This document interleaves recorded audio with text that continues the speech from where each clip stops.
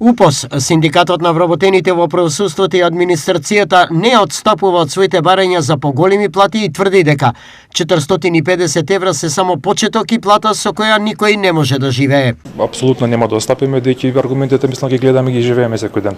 Она што го имаме во продавниците, апсолутно знаеме колку се цените и како трговците пред секоја мерка на владата се ги зголемуваат цените во малопродажните локали, за да граѓаните трпат на крај на месец да не може да изведат крај со крај.